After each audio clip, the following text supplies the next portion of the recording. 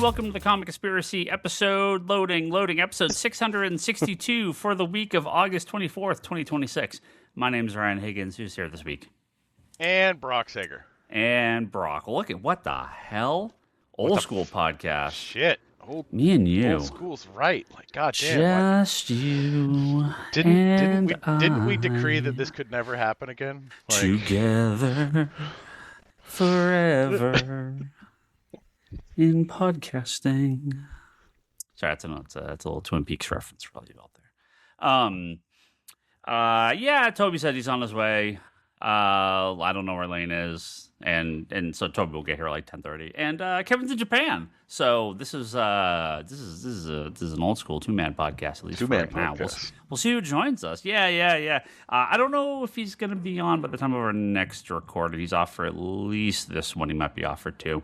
Yeah. Kevin's off in everyone's favorite vacation place. So I'm very excited to hear. You a little his trip when jealous? he gets back. No, because I'm sure we'll be going back soon. Yeah. I will talk. I'm like I said, I expect Toby will be on by the end of the podcast. So I know he has a lot of thoughts on Lanterns. I do want to talk about Lanterns, so we're going to talk about the first two episodes. At the end of the podcast. Don't want to spoil stuff for you or others. I don't care. You guys talked about Punisher. You talked about Daredevil Born Again. You talked about Daredevil Season 3. I watched all of those, and I was like, cool. It's like, it. Like, I'm going to watch Spider-Man on Wednesday, and I'll be like, yeah, they told me stuff, but I don't care. I'm just watching this. Let's see how this unfolds. I mean, I have actually... this is unrelated to anything we're talking about right now, but I've actually really turned around on spoilers in the modern day. I used to be like, oh, God, I don't want to know anything about anything. It doesn't fucking matter. Like, if knowing something about a movie ruins the movie for you, it's a bad movie. Yeah. Like the experience of the movie or the show or whatever, I was upset when I watched The Odyssey and there was a horse. Well. Whoa, spoiler. Yeah. And then people came out of it and killed people. I couldn't. It was just Did so you watch horrible. Odyssey? Yeah, I watced it. It's fucking great. I do. I need to see it. You need to go see it. It is fucking amazing. Yeah, I want to. But it's like we're like spoilers. It's not the movie. It's not the show. Like, there's stuff we'll say about Green Lantern or Lanterns, but it's like, it's nothing that's going to make the show unwatchable when you try to watch it. Just like, these are just things that happen. And so, not telling the whole story. We got some random news stories. A lot of media stuff the last couple weeks. A lot of random stuff to talk about here. But this is one thing Lane had mentioned that I totally missed when we were talking about Comic-Con, but I thought it was kind of a funny story. So at the entrance to the downtown area of San Diego called the Gas Lamp, they have like this big arch. Mm-hmm. They covered it with some, like some Avengers Doomsday like promotional stuff. Mm-hmm. They were apparently fined $160,000 for the arch. I don't know if they don't have the right permits or something like that. There are almost $50,000 in other fines for building wraps and things that were, I guess, just covered illegally or not covered, correctly, or was more than they were supposed to, or went up longer than they were supposed to. Weird stuff. I was like. Like, Disney's just not just like putting shit up. They clearly are like, oh, this is a good idea. Let's just do this. Like, no, this is stuff they have to go through. They have to plan. They have to get they have to get all the measurements for. Because so it's this arch, right? The arch was completely covered with something that is the same size as the arch. They had them. I was there on Wednesday night when they were putting this up. So when I was heading back to the trolley to get back to my hotel, we saw the stuff on the ground before it went up. This isn't just like happening randomly. Like, it wasn't like some dude doing this at randomly in the middle of the night. It's like a big construction crew that's doing all this. Like, how did they not get this? Did they take a permits for all this? Like, they were fined for that? Yeah. Like, they did something to it. So don't get me wrong. Disney can pay the fine. It's not like Disney doesn't have the money. Yeah, sure, but like, what are you doing to get to put this up illegally? Very, very strange. Very strange. I don't know. Easier to ask forgiveness, I guess, than permission. Maybe they're just I like, yeah, guess. we'll just put this up. What do we care? What do we care? I thought it was a very funny story. I wonder what that was all about. Um, no, we got real news to talk about here. Lots of big comic news the last week or two that we should talk about. And the first one, although not much of a surprise, it still is a bit of a surprise, as Marvel continues to find ways to put out things that will make them money, because clearly they're just sort of flailing around at this point till we get the new people in charge of Marvel here. But many projects are still in the works, and one of these is the first official Star Wars cross Marvel miniseries where the Marvel and Star Wars universes will officially meet in time for the 50th anniversary of the release of Star Wars. Written by Kevin Smith with art by David Marquez, and that is the boy. I know you and Toby still like Kevin Smith, but I actually bought a Marvel comic. I bought that one that he just wrote, the one shot, the Jay and Silent Bob. Yeah. I bought it. I read it. It was funny. It wasn't like okay gangbusters, but at least I enjoyed it. So yeah. I didn't mind it. But Star Wars crossing over with Marvel. Yeah, there's just not a lot of info on what the story is, right? So, look, there's a million of these crossovers, so this is no surprise that this is happening. No. And doing it for the 50th anniversary. Star Wars is, sure, so whatever. The timing's fine. It's just the Kevin Smith part is rough. That's a rough one. Man. Well, so this is the thing. It's like going to a place and getting 3 scoops of ice cream, and those 3 scoops of ice cream don't go together at all.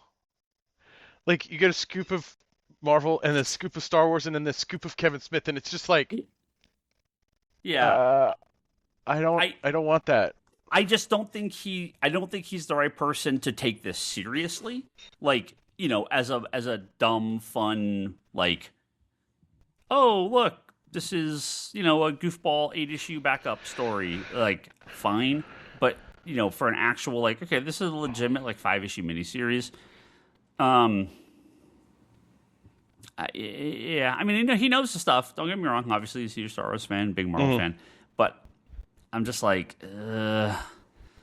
yeah, I don't know. Hey, you know what? I can tell you a line that's going to be in that comic.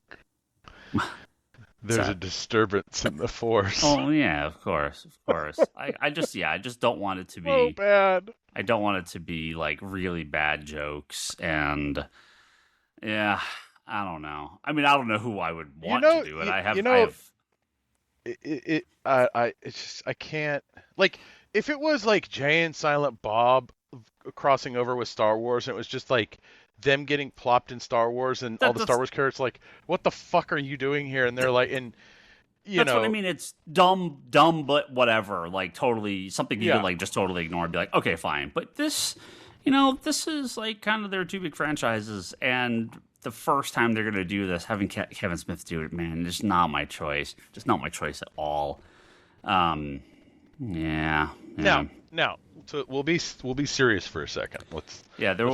This is the loose plot where a reality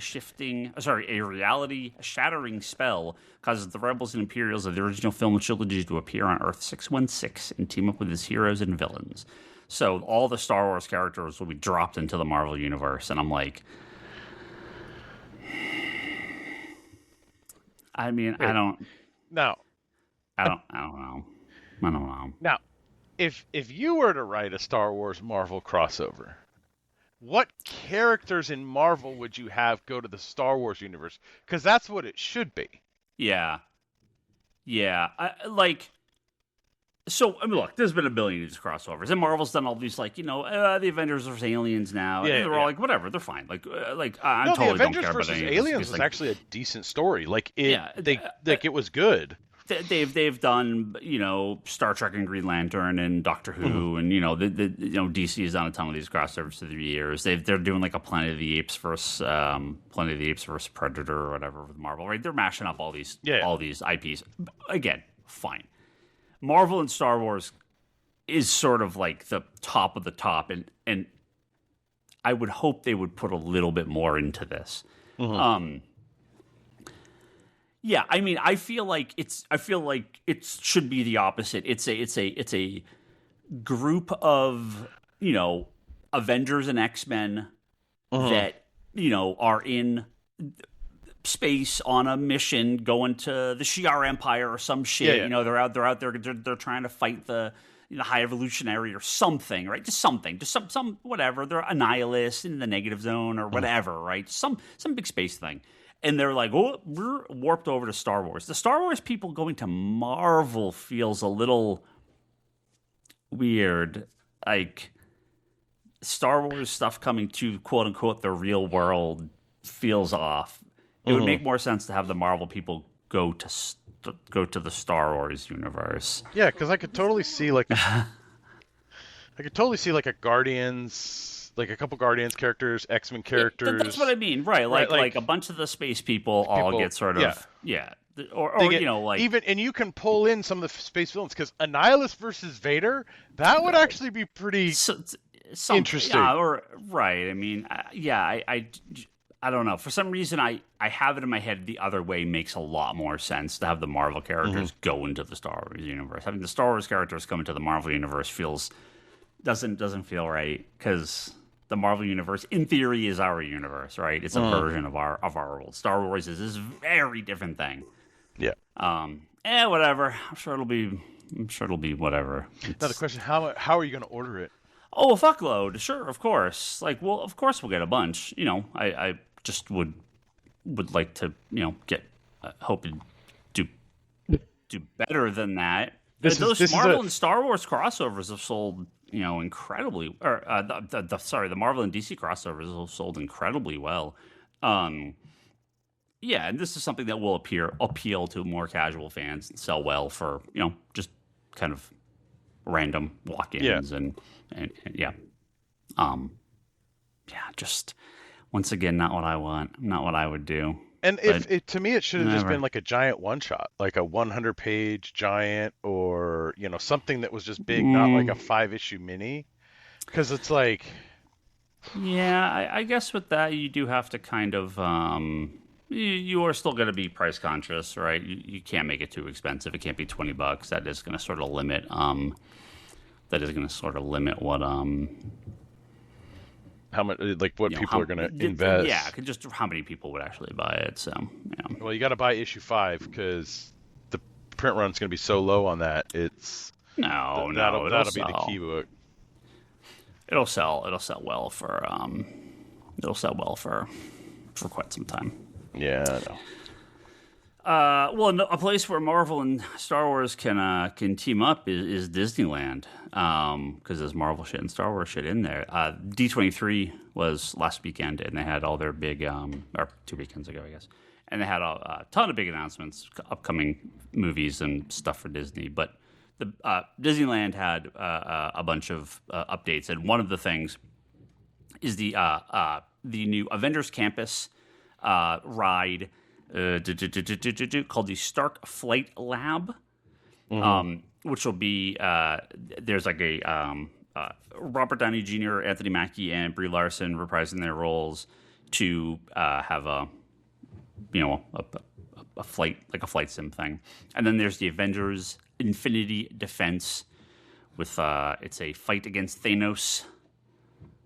The park visitors versus Thanos. You get your special order missions from Miss Marvel, Iman Vellani, and Jeremy Renner, Anthony Mackie, Chris Hemsworth, and Robert Downey Jr. will also reprise their roles in the visuals for that ride as well. So good to see Avengers Campus actually doing more because it sucks right now.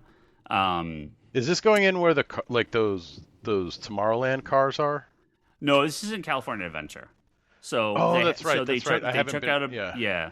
So when they took out Bugs Land and the big section of that, yeah.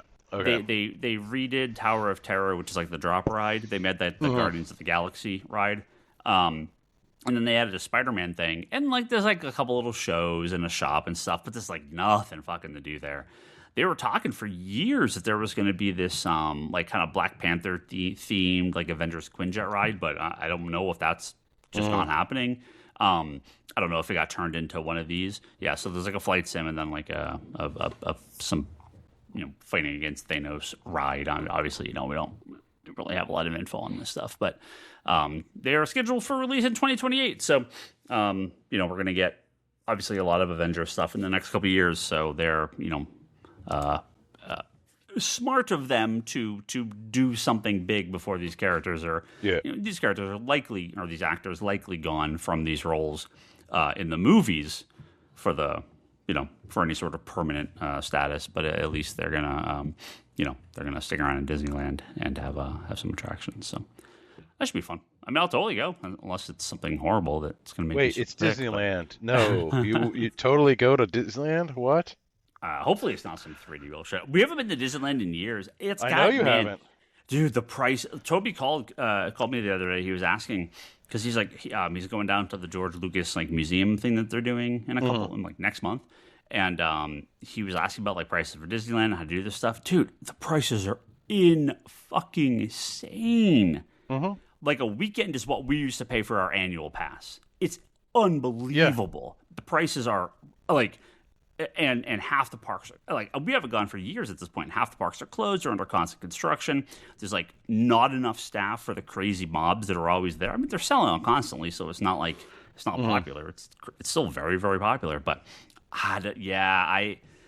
something I haven't felt the want to go back in a while. Something really turned me off just because I think they're in a weird spot, and I want them to get more of this stuff finished because there's been so much construction and so much stuff that they haven't like just kind of like dead. They're going to completely redo Tomorrowland. Apparently the Avatar Land thing like is being pushed off again. So who knows if that's ever going to happen. They're talking about like a whole third park. I mean, this shit's going to be under construction for like another decade. Like I just want them to kind of like finish for half a minute and let stuff sit because there's a lot of problems at Disneyland right now, and every time I look at it, it's just like I'm not in the mood to go. So that's fine. Give it some time. Well, once this stuff opens, give it a year or two. No, yeah, and they switched Splash Mountain over, but that's just like a refurb of an existing thing. Yeah, but these are going to be like brand new rides and everything. So, yeah, I mean, look, we're obviously going to go back at some point, but I'm okay taking a break for a little while. Yeah. Yeah, but the prices are outrageous. It's just Is not. It's cheaper to go to Japan? Yeah, totally. It's cheaper to go to Japan and go to Disney World in Japan than it would be for us to go to Disneyland. and you can drive to Disneyland. Yeah. It's not even a fly thing. You can drive. No, it's ridiculous. Like for like a 3-day park hopper, it's like $650 or some shit. Yeah, a few years ago, because my kids were asking a few years ago when they were littler, and I was like, I'd like to take you guys, but for us to go for like a decent amount of time, it's like $5,000 for all three of us. With the hotels and everything. With the if you're staying on property, like, you're looking at a couple grand as well. Yeah. And I'm like, and I was even doing like mid-tier. I wasn't even doing like, because try to at least give them a decent experience by, what I had. But if it's like this is our one trip to Disneyland, it's a couple $1,000s. It's like I get it, and that is probably I would guess a lot of people there are that, and then the local people on the annual passes that this is just what they do. Going a couple times a year as a non-local is just not possible anymore. The price is just so out of whack with what it should be. Yeah, because you'd be talking, if you're talking 3-4 days, you're talking at least $1,000 or $1,500 for hotels, plus another, $1,500 for tickets for just 2 people. Right, you're looking $3,000 just for a couple for like a long weekend or something. Yeah, no, that's insane, fucking insane. Yeah, I saw an article a few years ago that's like people are like, it's like going into debt just to go to Disneyland, and I'm like, yeah, that's where it's at. Like the amount of money you have to save to be able to go to Disneyland, it's like, yep. Tell your kid to work in the park, I guess. Speaking of D23, there was some more movie news coming there because we now have some of the cast for the X-Men. It's a bunch of people I don't know, plus Adam Driver and Indy Narvet, I believe is how you pronounce her last name. She's the one playing Rogue. Everyone knows her from Obsession, a horror movie that came out recently, kind of indie darling hit. Obsession. Oh yeah, the one that yeah. I didn't watch it, but I know which one you're talking about. I didn't even recognize her. She's the daughter in Superman and Lois. I had no fucking idea it was the same person. She's in every episode of TV Superman show? and Lois. Yeah. She is Lana's daughter. She's like the main female lead in Superman and Lois. That's not Superman. The main teenage lead. I was like, oh my god, that's her. Like I didn't even recognize her.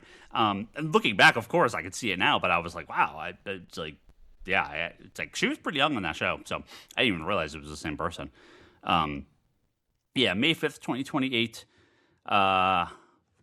We'll see. Right, at the rate Marvel's been releasing movies, we'll see.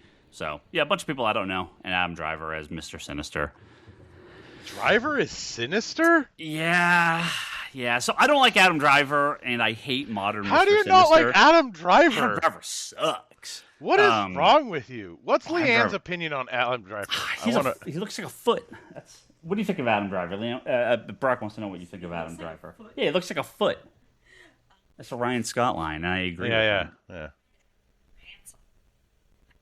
In a Jon Stewart sort of way, or Jon Stewart loves Adam Driver. You want to like John Oliver or John Oliver? I mean, sorry, John Oliver. John Oliver. Break me in half, you behemoth of a redwood tree or some shit. Yeah. No. Adam Driver's.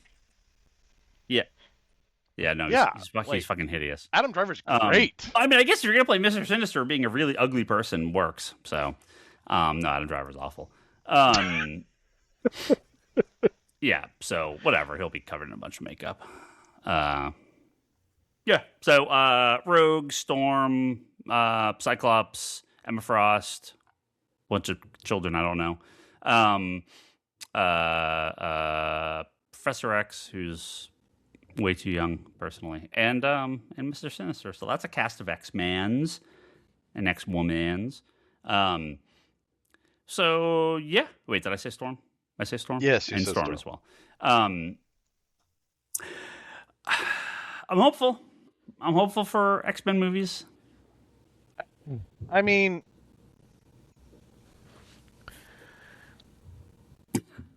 yeah, no.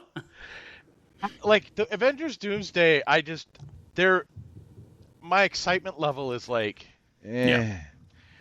Like I did not rush. Doomsday looks legitimately terrible. That trailer was awful. They showed. Did you see that extended trailer they showed at D23? I guess we could talk about that too. No, I did not watch the extended one. Oh well, that was the thing they showed at Comic-Con. I think it's like an edited version of it. Oh, okay. But yeah, we didn't see it. Obviously, man, it's a bunch of super dark CG stuck in the Mandalorian circle room, like the video game circle room that they filmed everything in. I am just so uninspired for Doomsday. I'm sure it'll be fine. I'm sure it'll be a bunch of cool action sequences, but I'm not feeling it at all.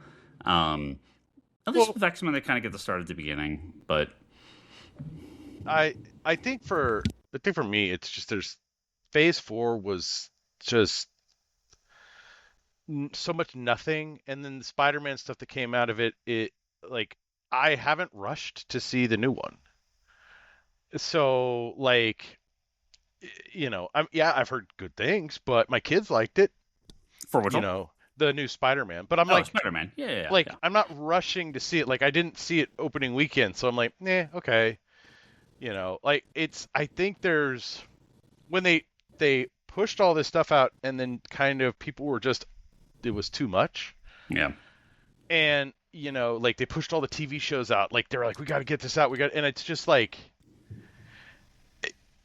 Well, there was talk that now that Marvel, after basically scrapping their entire line of TV shows, because WandaVision or whatever it's called, Vision Quest is coming out soon. But there's nothing after that. Daredevil season 3, right? But Daredevil, yeah. But the thing is Daredevil's a different beast, right? Like Daredevil's something that you can. It's not something different. Yeah, it's centralized in New York. It doesn't have. It's not. Well, it's just kind of disconnected from the rest of the MCU stuff, right? Because they're bringing it over from the Netflix shows. But yeah, there was some report that Disney's like kind of quietly like revamping their entire line of TV shows, and it's going to be a bunch of new TV shows coming from Marvel. They just sort of like scrap the current plate, and they're like going to start again. But again, who knows? Mm-hmm. I've said from the start, X-Men is a way better idea as a TV show than a movie line. I'd be thrilled if there was an X-Men TV show or two. I would put the movies on the back burner personally, but obviously they're gonna have their big tentpole X-Men film. Look, people love the X-Men. It should be a big hit, but at least they can kind of hopefully get back to like a phase 1 mentality with the X-Men, because you were kind of starting this from scratch, and you kind of post Secret Wars, you'll get to sort of like start the MCU over to a degree. So that gives me at least some hope, but it doesn't always mean it's going to be any good. I mean, who knows? We might get a Star Wars Marvel movie crossover. Nah, Jesus Christ. You want to do that as like an episode of What If, or like a special on Disney Plus or whatever, like an animated series or like an animated special or something? Yeah, go for it. Have fun. That'd be fun. But no, they'll never do that. Something like that, live action. Never. It's too much time in the video game room. Yeah. You know what I mean, or you know what I'm talking about, right? I forget what it's called. It's the thing they used to film The Mandalorian. That's when it kind of blew up in popularity. They did Ant-Man 3 in it, and it fucking sucked ass. They've done a bunch of shows and shows and movie scenes in this where it's not just like the old green screen. It's like this like projected wall room, and there's like little rocks on the ground for like depth of field, and it just looks awful. Like it looks terrible. Whenever they've used this, it's really looks odd. Well, it looks like all of Avengers was filmed on that. Everything in the trailer looks like it was filmed on using that technology, and I really don't like it. The stuff with Doom like raising like the Sentinels and all that, it's like, huh? Really dark, really dark. Like, that's the other thing too. Is like everything. That's how you hide bad special effects. Yeah, you make everything fucking pitch black and you can't see it. And that's the thing, right? Like so many fucking movies have such dark scenes. Like, I've watched a couple things on my like on a tablet or on my phone and I'm like, I can't see even anything. See it. It's like it's so dark. Like it's like there's nothing to reference. Even watching The Odyssey, the dark scenes in there were fine because of how it was lit from like there. You've seen the trailer, so there's like the Cyclops where they're trapped in the cave, and it's like the light depends on a lot of stuff, but they still use firelight. Versus this kind of let's make it super dark, and it's just I don't know. You can obviously have a lot of dark scenes, but I feel like they put a filter over the entire show or movie to make it like you can't see what's actually happening. It's like, what the fuck is going on in there? Very strange. Very strange. There's a quote from Kevin Feige. I'm going to see if I can pull up the exact quote here. Here we go. No. Look at your screen. We have Matt Murdock with us. This is Kevin Feige talking during the Disney World Builders panel at D23. Having 85, almost 90 years of comic book history, there's so many stories you can tell. There's so many stories yet to tell. Talking about the X-Men, we announced a very young new cast for a property called X-Men the other day, and that's great because there's been 10 great X-Men movies, but there could be 100 more. 100 more X-Men movies. Oh, Make fuck, one, sake. dude. Make one good X-Men movie first, okay? Then we'll talk. We'll talk about 100 great X-Men movies when you've made X-Men, one. We all saw X-Men 3. And there also has not been 10 great X-Men movies. There's been like 4, 3.5, 4. 2? No. Okay. Toby's here, so he can bitch. Okay. X-Men 1, very good. Look, it had to start somewhere. X-Men 1, very good. It had its issues, but it was still it was solid. Let's do the official comic conspiracy ranking here of X-Men movies. Let me pull up a full list so I don't miss anything. List, okay. Yeah, I just don't want to miss anything. Really, that's going to be the official ranking. It's going to be the Ryan Brock ranking. Okay, well, Toby, this is where you jump in and you tell us your ranking. X-Men. Toby, known hater of the X-Men movie. I got to write this down. Okay. Toby's a known hater. He is. How many is there? 3, 4, 5, 6, 7, 8, 9, 10, 11, 12. I count 13 on my list. That's including a Wolverine? Sorry, 14. 14 if you count Deadpool, Wolverine. So we're counting all the Deadpool movies too? It's X-Men. Fucking hell. You should have done this as homework. Just yes or no, thumbs up or thumbs down on the movie. X-Men. Thumbs up. Down. Oh, big thumbs up. X-Men's good. Oh, big thumbs down. I remember walking out of the theater being really disappointed. Yeah, you're the strangest person I've ever met. Because I don't know how you don't like the X-Men movie. Okay, no. X-Men 2 is awesome. X-Men 2 is easily the best of the core X-Men films. I didn't like X-Men 2. What? Yeah, I was not a fan of X-Men 2. What? Yeah. You guys are crazy. Toby? I liked it. Yeah, X-Men 2 is phenomenal. I think second best, maybe. No, you counting Wolverine and of the core X-Men title of the core X-Men movies. I would go second best. What's better? What's fucking better? First Class? Fuck yes. No, okay. He's talking about. Class. Okay, don't. Last Stand. First Class is the shit. Last Stand is awful. Last Stand is awful. 3 sucks. 3 is. Yeah. Last Stand's awful. Mm-hmm. X-Men First Class is fine. I liked it. No. Fucking awesome. I liked First Class. Fucking awesome. Yeah, it's fine. No, fucking awesome. Nowhere as good as 1 and 2. Days of Future Past is not very good. No. Toby? It's better than the other newer ones. Okay. X-Men Apocalypse is awful. What? Horrible. It was so bad. And Dark Phoenix is among the worst movies I've ever seen in my life. I have never seen it. That was a separate movie. I've never seen it. I saw it opening weekend, and it was in so few theaters that it was in like a small, I saw it on like a small screen. Do I even remember that movie? I mean, they kill Mystique off right away because what's her face is like, yeah, I'm not in this fucking movie anymore. I give up. It's awful. It's fucking awful. I have not seen that one. Yeah. Pretty sure I've seen it, but I don't remember it, so that's not boding well. Yeah. X-Men Origins Wolverine, also awful. Yes, that one was awful. The only good thing in that movie is the elevator scene. I might have even enjoyed that more than X-Men 1. What? Yeah. What? Yeah. You are insane. Yeah. Am I Bryce? What is happening here? How am I the one defending all these X-Men movies? I just said I didn't like it. Oh, Wolverine Origins, X-Men Origins was bad. Though Wolverine was really good.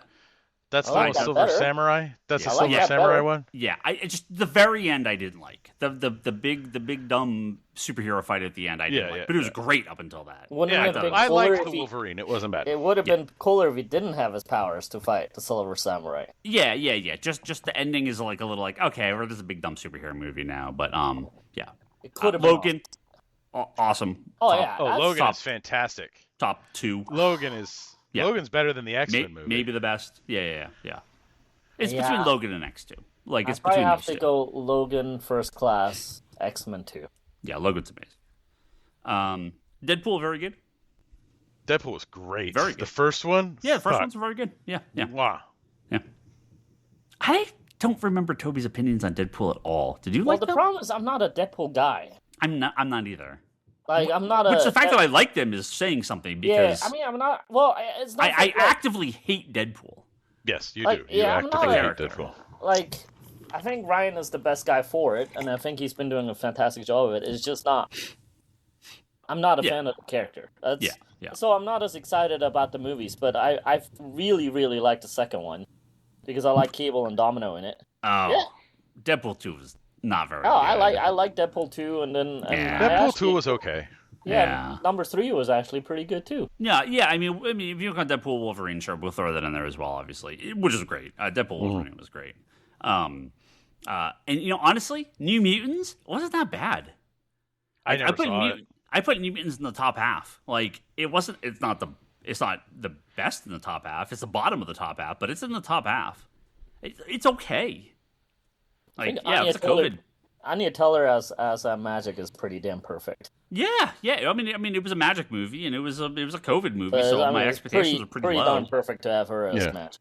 Yeah. I mean, it was just kind of there, but So I'll give you maybe roughly half the X-Men movies were decent to good. No, I don't. Yeah, so I don't know if there's 10 good X-Men movies, Kevin Feige, but there's you know what? Maybe he's talking about some of the animated ones. No, he's a suit. He goes by money. No, they're all good. Yeah, exactly. Point proven right now. 10 of those made money. Yes, because I know Dark Phoenix tanked. New Mutants obviously didn't make any money. Right now, point proven. Yeah, they made money. I don't know. The box office of X-Men Origins, that must have been. The box office of X-Men Origins, I think, was okay. It must have been pretty good. I did 179 domestic and 193 worldwide. But I mean, that was a while ago, and that's not awful. So it was almost 400 on a 150 million budget. That's not terrible. It's probably seen as a failure at the time because that was 2009. But I know Dark Phoenix did very, very bad. Dark Phoenix. Oh, what was Dark Phoenix box office? Dark Phoenix box office. Yeah. Dark Phoenix's worldwide box office was 252, and that was in 2019. 65 million domestic. You mean Suicide Squad beat them? That's how wretched Dark Phoenix was. Suicide Squad made like $900 million or something like that. And they still were like, this is horrible. The first one? Yeah. Yeah, the first Suicide Squad movie was a huge hit. Yeah. No, I know, but they still thought it was a flop. Because of Margot Robbie's Harley. Like what's that? It was a huge hit because of Margot Robbie's Harley. Let's be honest. Yeah, didn't it make like 800? Didn't Squad make like 800 million or something like that? Not the Suicide Squad, you stupid thing. Yeah, okay, it made like 750. It made like 750 million. Yeah, that's a fucking humongous hit. Yeah.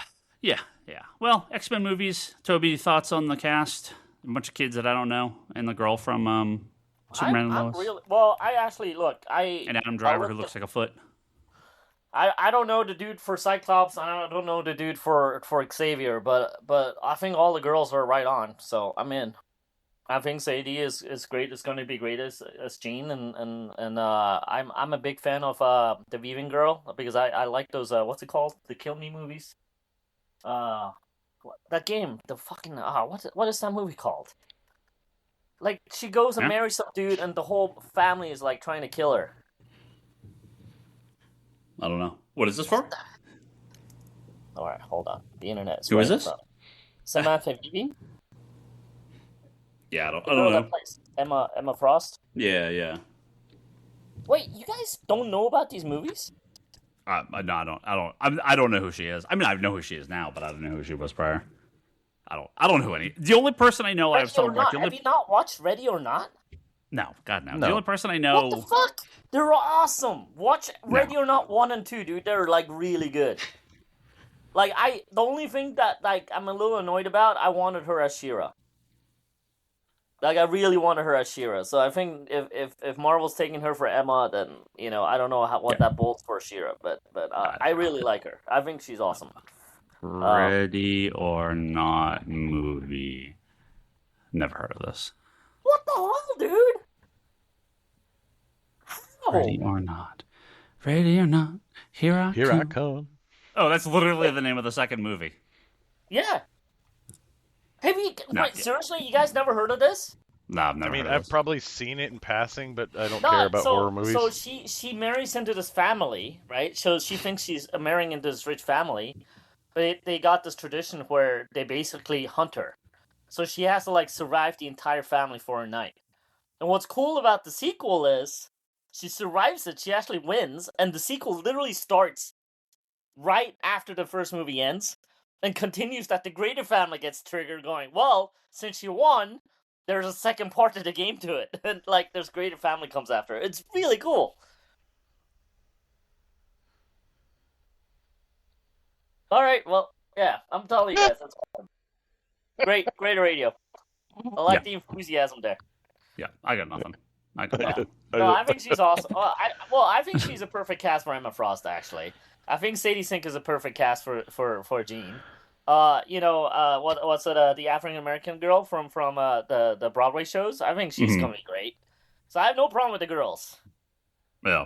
Oh, and then I was like, Indy Never Ready. Fuck yes, I was Rogue, 100% in. Yeah, so what I was saying to Brock earlier was funny because I do choose the girl from Obsession, which we had just watched, which I thought was good, but I had some issues with it. But she was good. Whoa. I had no idea. I did not recognize it. It's the greatest movie of the year, and you're like, "It's what?" Obsession? Yeah. I liked it, but the guy is the stupidest character that has ever existed in fiction. So it took me out of it a little bit. I gotta join a new podcast crew, dude. It took me out of it a little bit. This one, fuck this one. Of the two, Backrooms was better. Backrooms was a lot better. What? Yeah, but that's way more up my alley. I do not understand you, Ryan Higgins. I think I never will. Wow.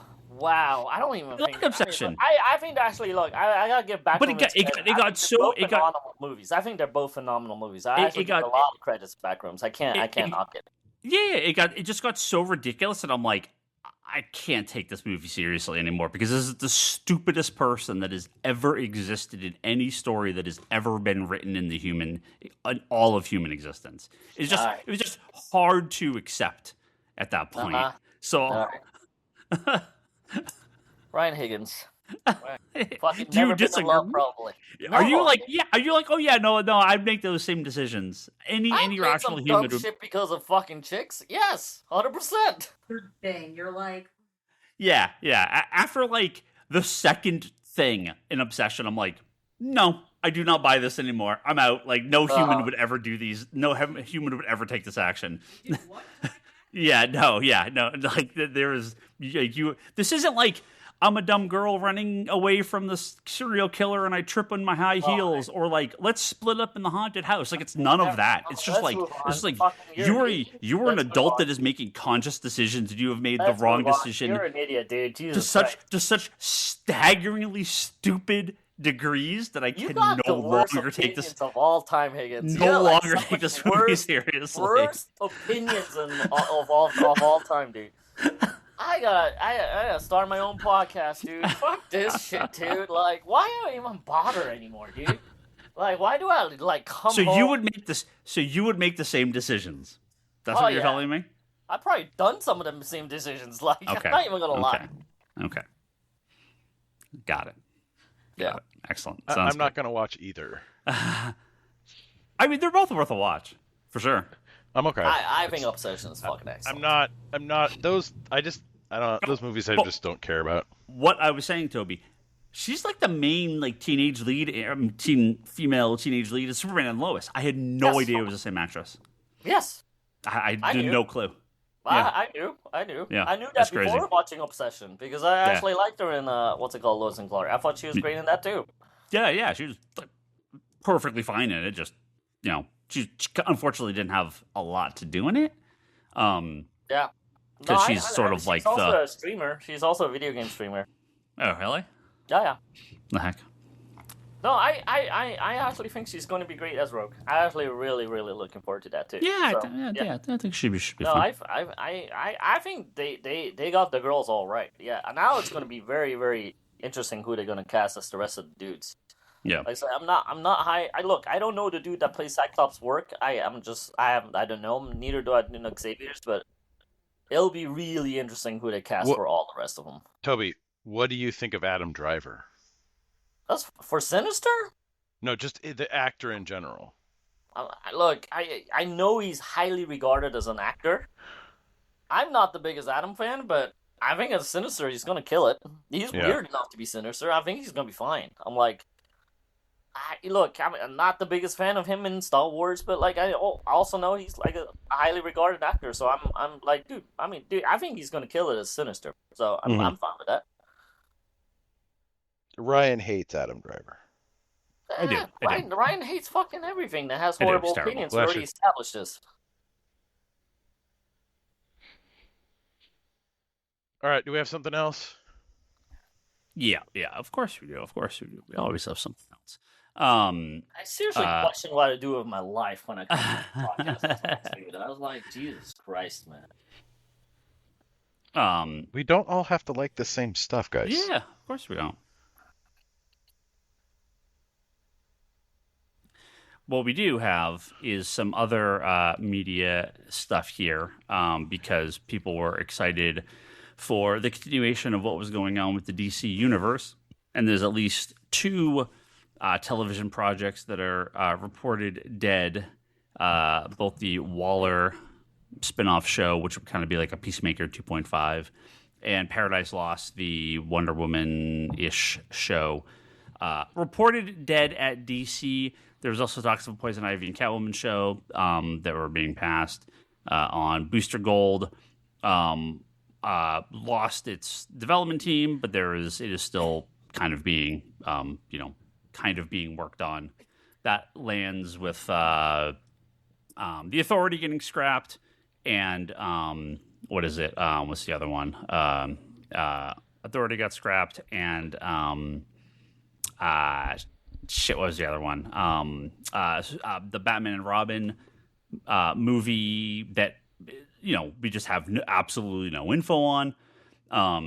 So who knows what's up with that? So yeah, not looking great for elements of James Gunn's DC universe. A lot of things are getting sort of scrapped, and they may have bit off a little bit more than they could chew when they kind of started this. However, we will, Toby, end of this podcast will be all about Lanterns, because Lanterns reportedly already picked up for a second season. They're in talks for a second season happening, and we'll cover more of that in just un momento.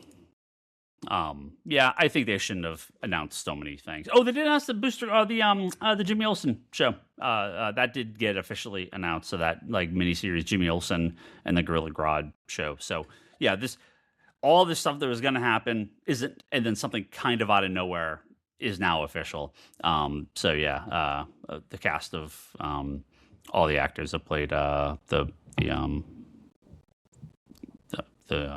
Daily Planet people in the Superman movie coming back for this. Should be a pretty wacky comedy with Jimmy Olsen and Gorilla Grodd. Who doesn't love Jimmy Olsen and Gorilla Grodd? But our final story before we hit some Lanterns talk. Hayden Panettiere, who's been on Scream and a bunch of other projects, but for comic book people, most likely known as the cheerleader from Heroes, one of the kind of one of the bigger superhero projects, like pre-MCU. It was a really big show. She passed away at the age of 30. How old is she? 36. Very, very, very young. Yeah, she's 36. Yeah, there was a lot of talk about exactly what happened, which don't like. Whatever. Very bad. It sounds like very bad personal life stuff. I don't know if the official cause of death and all that stuff is official, but there was. Was it overdose? Yeah. They didn't say what drug. Yeah. Okay, but the OD was official. Yeah. Not good.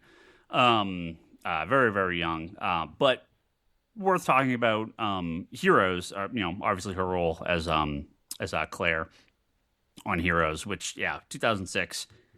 Heroes was sort of one of those, post sort of post superheroes becoming popular pre MCU. So not quite the weird space superhero shows and movies were in the early 90s and mid 90s, but wasn't it came after Spider-Man and X-Men and that early aughts kind of stuff. Wasn't quite there yet. And Heroes, I do make fun of a lot of these quote-unquote fake superhero shows and movies that are like, oh, it's a superhero, but it's some shit we made up for TV, and they tend to all be really bad because they just sort of miss what makes the comic characters work well. Heroes got about as close as you can get to doing it right. The first season.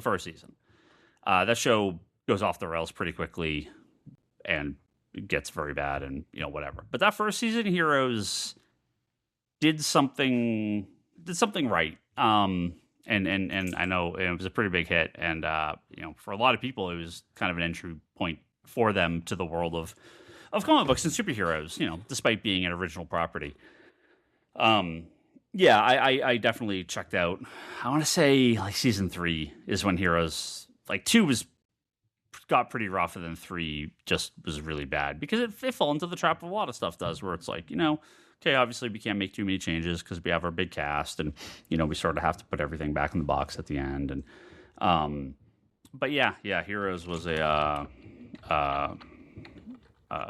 was a huge hit when it started. Did you guys like it? Watch it? I never watched it. Do anything for you? I never watched it. Some of it I enjoyed, but it was one of those shows where they gave me just enough to continue on, but I wasn't the biggest fan. Yeah. Well, like I said, season 1 I think really was like this. You were getting as close as you can to doing this right. It just was a little off. It was like right off the heels, I want to say, if I remember this correctly, of a Lost. Yeah. So very similar. It's a very like a Lost / superhero-ish kind of show where it's like multiple storylines, I want to even say multiple timelines. I've kind of forgotten it by now. Yeah, they did that in later seasons. The world, lots of that sort of mystery box show, right? It's got the dude that played Spock from that later got the Spock role in Star Trek. He was Hayden Panettiere, did stuff, but Zachary Quinto was the one that came out of that show. He was the big, who was Siler, right? He was like sort of like the main bad guy. Milo was in that show. He was all right. And there was a lot of like little good things in the show. There were like kernels of really good stuff. And Masioka was really cool too in the show. And there was a lot of little things I really enjoyed about the show. Just overall as a whole. Yeah, it didn't quite land, and did you watch it all, or did you? I watched it pretty far. I don't remember if I finished it ever. I think that was one of the few cases I may have given up because towards the end I really, really stopped caring. Sadly. No, that's first season. I will defend. Definitely ends on a way. I actually really like the second season too. I think it's in the third and fourth where we start losing. Yeah, that's where it really fell apart. Yeah. Which is unfortunate, but it was at least they were, Speaking of that era, like Flash Forward, I think was a show they were trying to kind of amp up as the show to replace Lost, or like that was another Lost. Yeah. But man, I love that show, and I wish they continued that one. And they just we ended it. We watched every, I'll call them a Lost-like. We watched every Lost-like, every mystery box Lost-like, and they all fucking sucked. None of them lasted. None of them ended. None of them went anywhere. I actually think Flash Forward was actually pretty good. Flash Forward, that was the other one. Do you remember that one? Yeah, they gave up on watched that show. I remember. Yeah, we watched it. Yeah. Oh man, it's fun. It's good because talking about mystery box stuff. It's very good for our final topic. I was gonna say it's Lost-like. Yeah. We could go right into the next one. All the respect to Hayden, or that's too bad. I mostly just I don't know her for anything past Heroes, so just kind of wanted to talk Heroes for a minute. But it's very sad, especially in the issue 36, especially for drug overdose and stuff. It's again, I don't think everything's been 100% confirmed what happened, but bad situation, and you don't like to see that at all. Heroes was was a definitely a important moment in normalizing superheroes and comic book stuff to the mass media. You know, They do a Heroes comic. there was like an original graphic novel that Warner Brothers did, that DC did, but yeah, they didn't like. I think there's maybe 2 volumes, but that sounds about right. I think it was DC. I think it was DC. Yeah, it was either DC or Wildstorm. I don't think it wasn't Marvel or Image. I'm like 90% sure DC did it. It just like a weird blip that sort of was important at the time, but I wonder how history will look back at that show if it meant anything. But it felt like it did at the time. It felt like that was a lot of people's entry point to this stuff. So, but we are going to talk Lantern, Toby DC episode 2 as well. Fuck yes. So we could talk some spoilers on episodes 1 and 2. Again, unlikely we'll cover every episode, but we'll definitely check in at the end. But we will talk some spoilers here for Lantern. Brock, you said you do not care. Do not That's care. correct. Talk away. Okay. I don't. I actually would prefer it because my interest from the trailers was minimal. Well, let me give you a little bit of some info, which my interest was also minimal going in from the trailers because I thought it looked not what I wanted. It did rack up 9.3 million views for the opening episode of the first 3 days, which is the biggest premiere for a DC Studio show, one of the top 5 shows ever on HBO Max, and so that is double what The Penguin did in its first 3 days. I still haven't watched The Penguin. No, Penguin's still haven't watched that. And about a third better than what Welcome to Derry did over its first few days, which I actually really liked. And likely with the extremely positive reviews, those numbers for the first 10 or 11 days, whatever they call kind of that second batch of previews for streaming shows, will likely grow significantly. Brock, I'm right there with you. We talked about this a few times on the podcast. The trailers, something about it seemed really off. Something really wasn't working for me. I was like, look, it's DC, it's Green Lantern. Of course I'm going to watch it. I was hoping it was going to be good. But I went in pretty, I don't know. Pretty low expectations. Yeah. It didn't look like it was going to be a superhero thing. It looked like it was gonna just put all that stuff to the side and be a real, like, literally down to earth show and just kind of sidestep all the continuity and lore of Green Lantern and I don't know. It just, the trailers look like not like it has almost nothing to do with the Green Lanterns. It has nothing to do with it. It doesn't look like it at all. Toby, let me know if you agree with this. Boy, howdy, did they? I think they did this so the normal people would watch it, because this is one of the most comic book shows I think I've ever seen. It is, especially episode 2, absolutely stuffed full of comic book stuff and lore and names and continuity and powers and origins and. But it does it in such a way that, like, it's not a big summer blockbuster MCU movie with endless fight scenes. It is very down to earth, but everything works. Every reason why they're just in, like, jeans and t-shirts and jackets makes sense. When there's superhero-y stuff, it's all for a reason, and I went in expecting a 2 out of 10, and it's a 10 out of 10. I've never been so surprised with the show. I've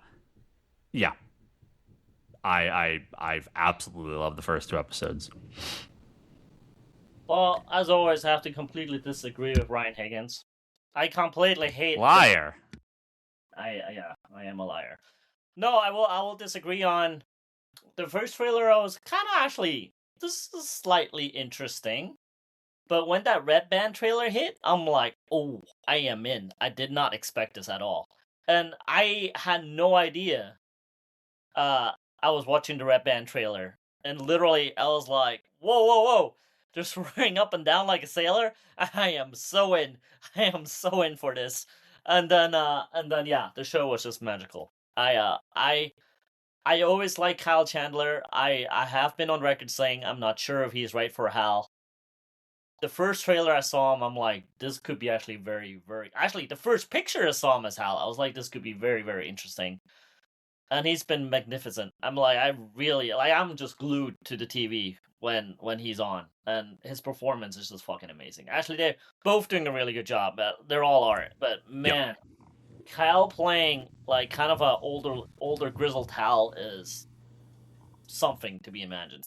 Something to be seen. That's what I mean to say. I actually went back and watched. I don't think I've ever seen the extended version of Green Lantern, the Ryan movie. Oh, it's good. Yeah, I went back to. I just wasn't a big fan, so I went back to rewatch it. Mm-hmm. And the whole time I'm imagining what this would be like if it was a younger Kyle Chandler at this point. like I was like, oh, this would have been so cool if this was younger Kyle Chandler, and then we followed up with the Lantern show.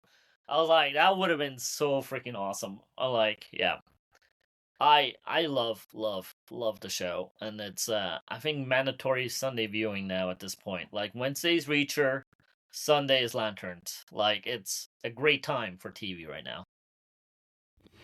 Yeah, it's How do I say Can I say this? Yeah. I really, really, really like Supergirl. I wasn't the biggest fan of Superman.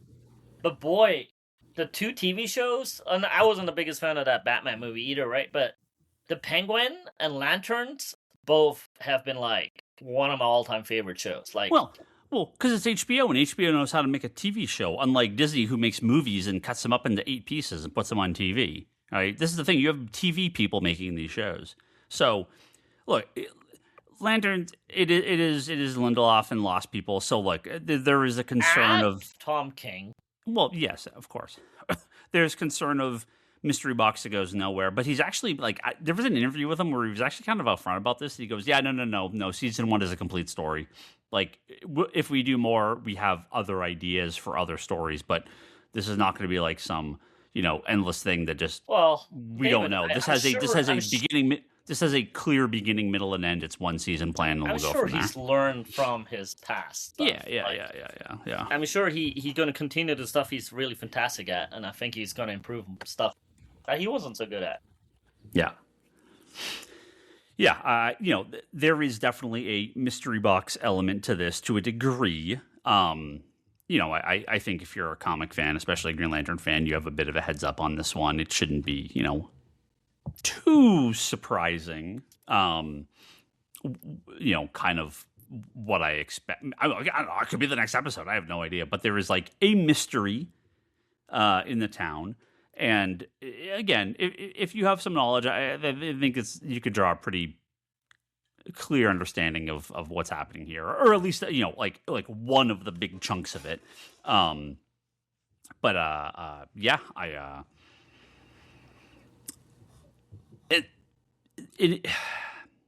It's done in such a way where they explain like, why is Hal not in a costume? Well, they give like a good explanation for it. He's training John. Okay, cool. That's continuity. That's this is John being the replacement for Hal Jordan is a real thing from the comics. They don't shy away. I don't know if he's in Tackern Galtos or if those are the Green Lantern science cells, but like it's straight. I did not expect them to go like full on into space science fiction in the second episode. I was not expecting that at all. I thought this was going to stay just very, very Earth based. So this is already way far and above what I was expecting. they don't shy away from the origin, the oath, the lantern. In fact, I actually think they're not only not shying away, they're getting some really cool new takes on it. Yeah. Like that the alien is using us to mock him in that first episode. Mm-hmm. I thought that was so well done, dude. I was like, yeah. What I feel a lot of shows where they go it's a superhero show, but they go very light on the superheroics in the past. It almost felt like kind of embarrassed by the source material, or like, oh, no capes, no tights, like this comes at it from I think a way more respectful place, and Hal not wanting to wear the suit is not a writer saying I'm embarrassed to write a superhero.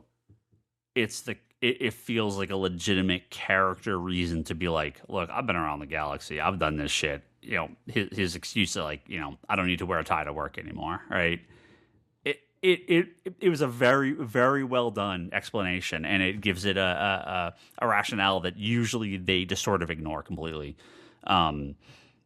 I really, and look, you can see Tom King's footprints on this show, or thumbprints, right?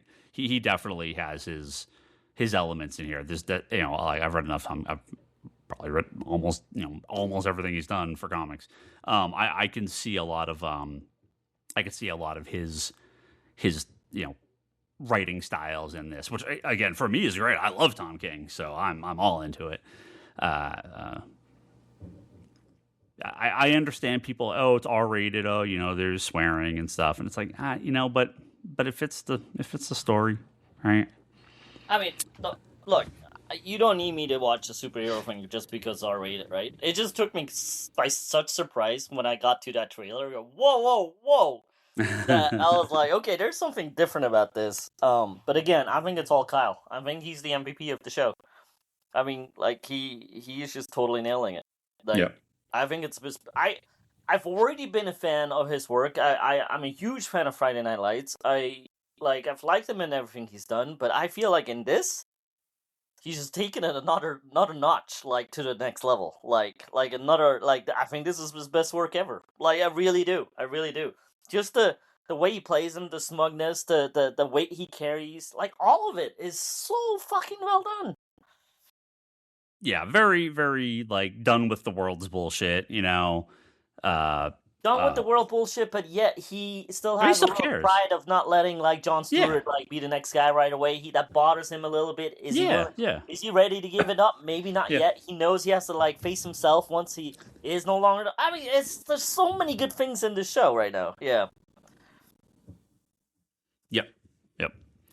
No, it's as good as I could have hoped, and this would be quote unquote the biggest spoiler. I will mention it and talk about it. But again, Brock, you don't have to. I feel you don't have to worry about it because I don't think it'll actually spoil anything in the show. The final scene in the first episode is a flash forward to today. All right, and now Brock, this is a spoiler, but again. And Hal Jordan is dead, right? This is maybe the one thing I've seen people being like, oh, they're going to kill Hal, blah, blah, blah. Come on, guys. You ever read a fucking comic before? Like, what are we doing here? It's the Manhunters. Brock, I think you're muted. If you're talking, you're muted. I am muted. I'm talking to Lynn real quick. Oh, okay. Sorry. No. This is spoiler stuff, so I don't even need to kind of. I was like, okay, cool, thank you, awesome sauce, and now I'm talking to you Lynn. You can continue to not listen. Yeah. All right. I'm gonna go back. now. We'll go back. He's dead. Have fun. Yeah. And with everything in the second episode with the Manhunters being brought in, all right? Oh, look, come on, guys. Like, let's be serious here. If they want to kill Hal Jordan and Jon Stewart's Green Lantern, then great. Then that's totally fine. I'm totally okay with that. But I don't think that's the case. Let's get to the end of the first season, guys. Then we'll see where we are. I don't know if that bothered you at all, Toby, but yeah, it doesn't. What bothers me? No, I don't know if, like, again, some people on the internet, as always, were like, "Oh, they killed Hal Jordan, blah blah blah," you know. Oh, fuck off! I yeah, love like, everything about this. Like, yeah, I love the mystery aspect of it. Yep. I love not knowing where the ring is, even though it might just be Guy Gardner who has the ring. Like, no, I'm all in, dude. I'm like so all in on the show, and I'm not even like a lantern guy. Like, you know me, dude. Like, I bought the Jeff Johns lanterns because it's the biggest thing ever, right? But I'm not really a lanterns guy. Like, he was never like, But this, I actually had to hit up Charlie. Like, I'm like, has Hal always been that kind of a dick? Because I kind of like it, right?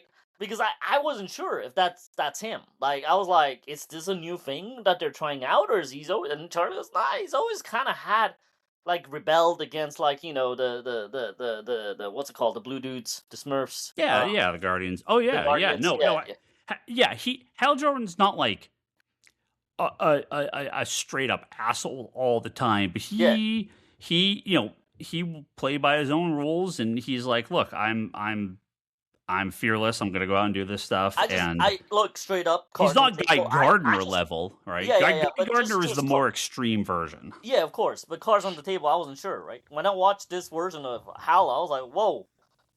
I didn't expect it just because I didn't know the character well enough, right? So I was like, whoa, okay. But I really post Crisis too, right? They did play Hal Jordan up as older before the Jeff Johns run, right? When he died and became Parallax and all that stuff.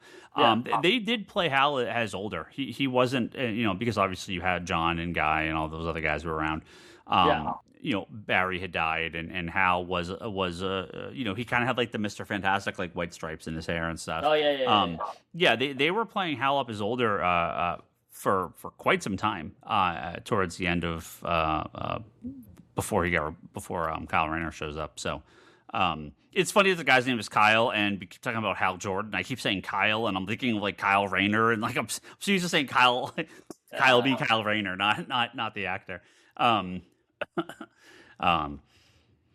Next week it looks like it's going to be a big Jon Stewart kind of origin episode, which should be good because obviously a lot of questions there about. Next week is both. It's a Sinestro episode.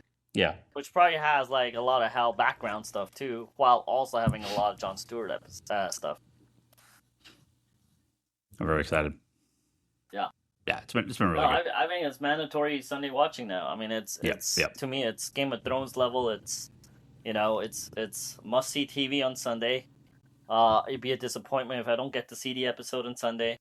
It'll be a sad day when Lantern is season 1 is done. So no, it's very exciting. This is always how I know how it's gonna how it is when I ask Leanne, do you want to watch this? She's like, I guess whatever. And we get to the end of the first episode. She was like, that was really good. So no real interest prior to seeing it. Which talk about how they do a next episode on. Oh yeah, they have all like the post stuff. Well, like shows don't do that anymore because they don't make shows. Well, yeah, right. No, yeah, they have. Do you watch it? Because on HBO Max they do all those like kind of post credit, like behind the scenes stuff. Do you watch that stuff? I watch it for Game of Thrones. I watch it for this too. Yeah. I mean, I really can't get enough of the show. Like, I watched every little featurette that they've done. I watched like every trailer possible at this point. Like, I have to fast forward to watch the next week's preview, and I'm completely in. Like, come live action superhero shows, that might be the best one. Like live action superheroes? Yeah. Oh, I mean Penguin and Watchmen, right? Both are pretty unbelievable. Yeah, but Penguin is not a superhero. That's more it's in the superhero world, sure. Right. It's in the Batman world, right? But Penguin is really good, but like I don't know if I call that a superhero show. Watchmen was really good, but I think out of just the traditional superhero stuff, like the traditional this may be unconventional because it's actually for it's not necessarily a family show, right? But I think as a show, I'm trying to think if there's anything better. I don't know if there is. I'm just trying to think off the top of my head. I mean, this is possibly the best superhero show. Like live action. I mean, yeah. We'll like, wait till we get to the end. To like the stuff I grew up with, like the Smallwills and the fucking Arrowverse, like of all the stuff Arrowverse was able to achieve, but man, I this is just a completely different level. This is like when you're a kid and you read the Frank Miller like Dark Knight Returns, like on a TV level, I feel like this is where this hit, right? This is the ceiling it hit, like. You could do really mature storytelling and all of that stuff if you do it right, and it's going to be awesome. So, we'll see where it ends, but put this on the short list. Hopefully they land the plane, but so far, dude, I'm so fucking in. Yeah, put this on the short list with Watchmen and Penguin for me. It's like, wow, okay, like HBO doesn't fuck around when they do these shows. They know what they're doing. And it's pretty incredible so far. Well, I mean, it sounds better than the trailers, so. Yeah, no. Oh, trust me, I was not excited. The trailers were not doing it for me. I think they really downplayed. And it's not like the whole show is a big superhero fest, and it's not a big MCU battle the whole time, not at all. Yeah. But there's way more in it than it felt like. From the trailers seemed way more of a normal show, and it so don't let that fool you. It isn't. It's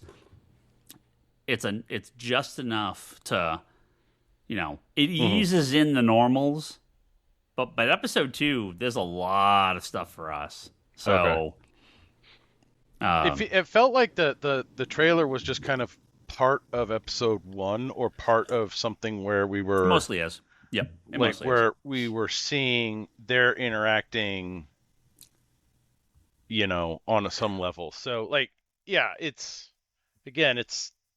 on my list when I do the HBO Max month subscription and then cancel. So yeah. No, but yeah, no, I loved Watchmen. Watchmen was fucking amazing. Yeah, Watchmen was really, really good. All right, I think that's it. Toby, I believe you are going to be a special event this weekend. Is that correct? I am going to be at 2 special events this weekend. Brock is pointing. First of all, we have 3 special things. First of all, 3 special things. Yeah. Well, we have the Whatnot sale tomorrow night, the stream. We're going to have some store-exclusive books. There's a little pre-sale going on before the Cape and Cal show, so we're gonna bring all the exclusive Comic Conspiracy exclusive covers, and also our Meanwhile, which is not exclusive to our store, but it is done by you and Kevin Sharp. So I'll say that it's kind of exclusive to us. And you and Brock and Lane and everyone. Yeah. I'm saying. And Scott Snyder and Jeff Johns and Brian Michael Bendis and all sorts of other people. Yeah. But anyways, we're gonna take all the exclusive covers, all the exclusive store stuff, and the 2 Meanwhile covers to Cape and CalCon. We're gonna stash up there for a day, enjoy Faction Brewing, which is awesome. It's an awesome place. So come and say hello. But before that, on Friday and Saturday, I will be helping out with Paper Lab Studios at the GalaxyCon. So I'll be over there if you want to say hello to Mervin and Nicole. Come and say hi. So it's going to be a pretty big filled weekend, So Tuesday, Whatnot stream, pre-sale on some of the stuff we're going to have at Cape and Cal. And then Friday, Saturday at GalaxyCon with Paper Lab Studios. And then Sunday at Cape and Cal representing Comic Conspiracy. All right. And I'll actually be up at Cape and Cal this year. Nice. Yeah. I'm making every year so far, it's either been I haven't been able to go or I've been working.